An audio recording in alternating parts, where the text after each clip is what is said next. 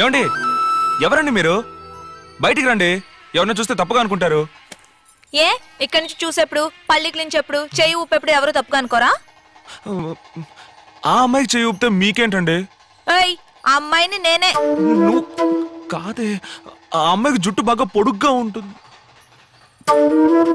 అవును, పొడుగ్గానే ఉంది.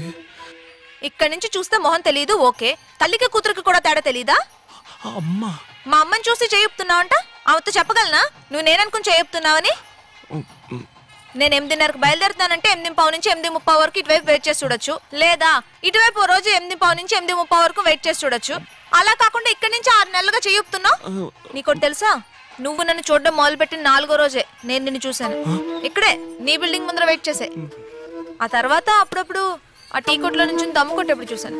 లేదండి, దమ్ము కొట్టే అలవాటు నాకు లేదండి. తెలుసు, ఆ కర్రోడు దమ్ము కొడతాడు, నువ్వు పాలు తాగుతావు కదా. అవునండి. వచ్చిన కోపానికి 2 ఇద్దామనే వచ్చాను.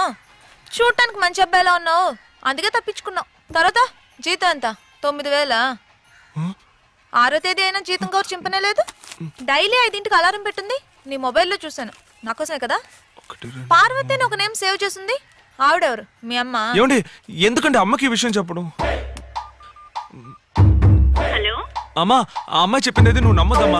పొద్దున లేచి ఒళ్ళు విడుచుకుంటాను కదా, అది చూసి తప్పుగా అనుకుందమ్మా. ఏ అమ్మాయి చెప్పింది నమ్మకూడదు? కల ఏమైనా వచ్చిందా?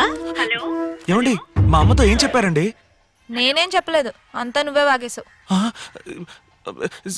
సరే మా అమ్మ, నాకు పని టైం అయింది, నేను సాయంత్రం ఫోన్ చేస్తానమ్మా. హలో,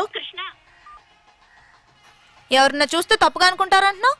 మీ అమ్మకి ఇంత భయపడుతున్నావు, కానీ డైలీ ఇక్కడి నుంచి చెయ్యి ఊపుతున్నావు, నేను వేసుకున్న కలర్లోనే డ్రెస్ వేస్తున్నావు. ఏంటి లవ్వా?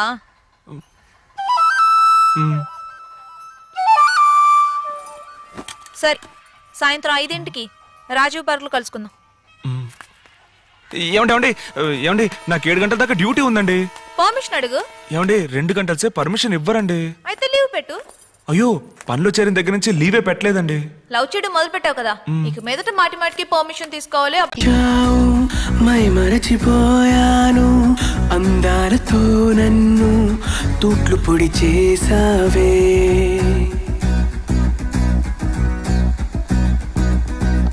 ఇన్నెన్ని నాళ్ళైనా నీ జాడ పొడలేక ఎందెందు వెతికానో, కాలమే వృధాయనే.